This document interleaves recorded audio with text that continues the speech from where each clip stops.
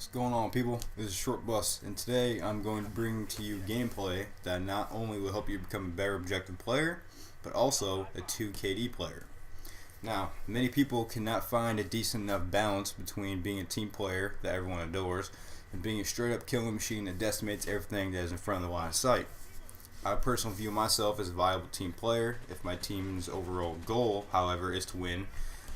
Also, I personally view myself as a substitute team slayer if needed, and I can also get some kill streaks in the sky.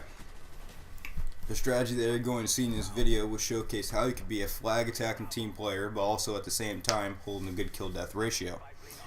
Now, unfortunately, I cannot guarantee that if you use this strategy, you will hold a 2KD every game. Hell, I can't do that myself. But one thing I can guarantee you is that if you use my tactics and strategies, If you use my tactics and strategies showcased in this video, you will end the game with either a win, a good KD, or at the very least a very high, if not the highest score slot on your team. Now, tip number one: good players always go after the toughest flag. In this video, you will see that almost no one on my team has targeted B as a priority. The only people that thought B was important was me and a couple other people on the opposing side. If you ever find yourself in this position, I personally recommend that you do what I like to call the Guardian. I've brought this up in a couple other videos, but this video I'm finally going to go into detail. The Guardian is a specific type of flag defensive maneuver that I didn't really make up, but I guess I'm the first one to bring it to light. The main goal of the Guardian is to at all times keep whatever flag he or she is assigned to in a neutral or positive standing. In a nutshell, at all times keep the enemy team off the flag and defend whoever is trying to capture it. You are the first line of defense for the designated flag cappers on your team. You will be the first person the enemy generally comes in contact with, so if you are a good killer, that means you will generally get the first blood and you get you get some kill streaks stacked up first. If you are not confident in your killing capabilities, this generally means you will die and your flag cappers will be on their own. If I lived in the perfect world and I could designate roles from every teammate, the requirements to be the Guardian you would have to have a around a 2KD, preferably over. That's just how I feel personally. Don't take it personally if your KD's under 2. That's how I feel. Tip number 2: if you ever feel that you are in a position where you are about to be overrun while defending a flag, you have you don't have one of two options. You have two options. Number 1, try to stay alive as long as humanly possible. Throw a tactical grenade, shoot your gun wildly, do whatever it takes in order to stay alive until your team backs you up and relieves you of your post. Option number 2, and this should only be used as a last ditch effort in order to defend the flag. Right when you feel you're about to die, throw a grenade at your feet, or better yet, if the enemy team is pushing your flag really hard, throw a grenade right at the flag. This will not only defend the flag if you get your grenade off, but this will also discourage whoever was behind the people on the flag from trying to capture it. Because even though this is a video game, seeing your mate get blown to bits 2 feet from you while he was trying to play the objective will sometimes have a psychological effect on that person, and hopefully will discourage him from doing the same. Tip number 3: spawn flips. If you're on a team that's obviously better than the opposition, try your absolute hardest not to triple cap them. Not only will this make the enemy team spawn radically across the map, but their spawns will be nearly unpredictable / unreadable. However, if you are in a tight fit for the flags, if you're in a tight fit for the flags, spawn flips onto the opposing flag can also be a lifesaver. If you spawn outside of your OHB or original home base onto the opposite side of the map, jump on that flag and go for the trip cap.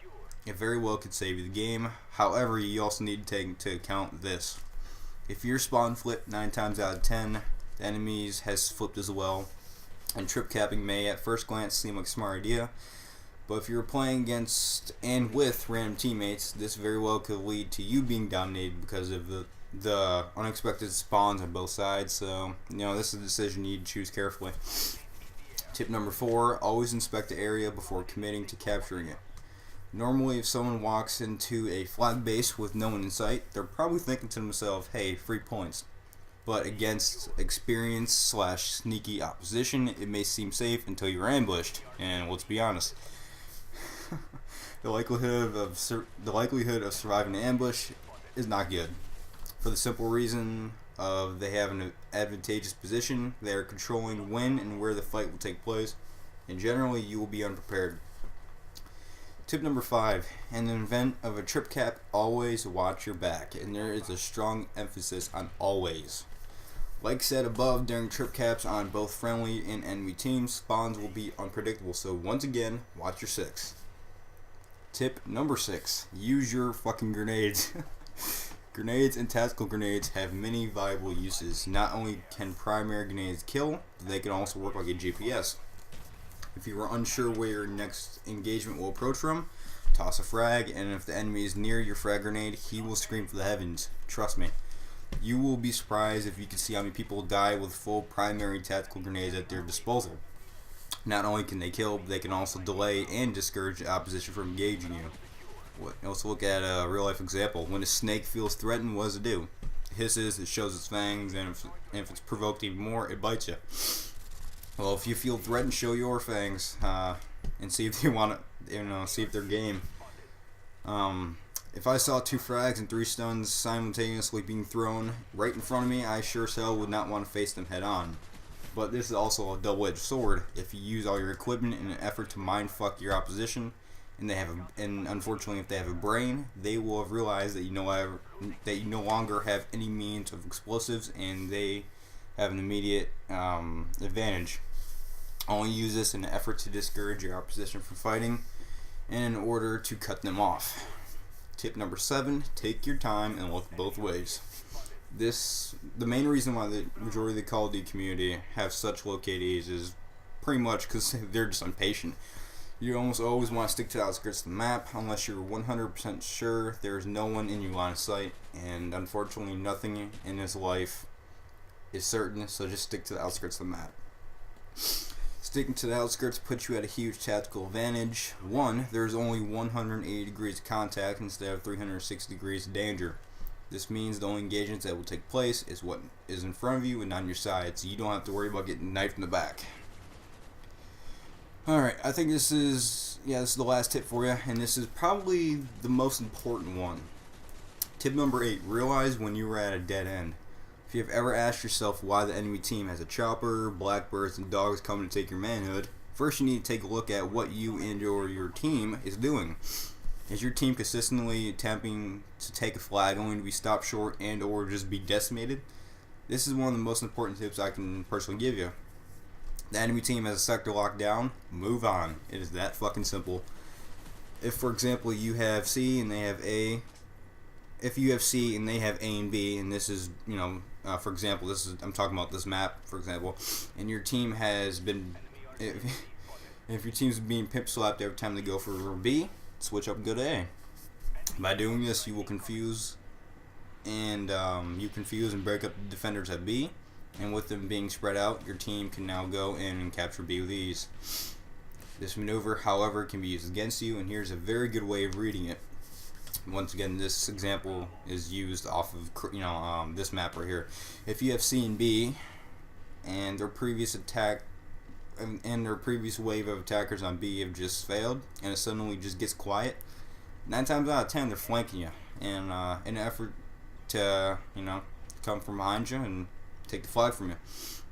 If at any time the tempo of the battle shifts to an eerie stop, I can almost guarantee with utmost certainty they have given up on the flag and they moved on, and or they're approaching you from a different position. So hold on a second. Yep, that's all the stuff I wrote down that I personally feel about this. So this video, in a nutshell, is how to play the objective and hold a good KD at the same time. I really can't guarantee that you will hold 2 KD every game.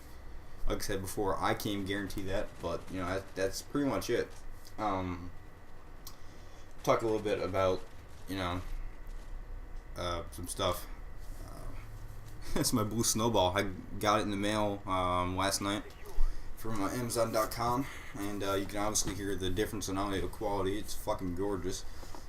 But yeah, I'm gonna cut the video here. It's ShortBusBalla, aka Darius, or I guess that's in reverse order because this is YouTube. So yeah, this is Darius, aka ShortBusBalla, and enjoy the rest of the game.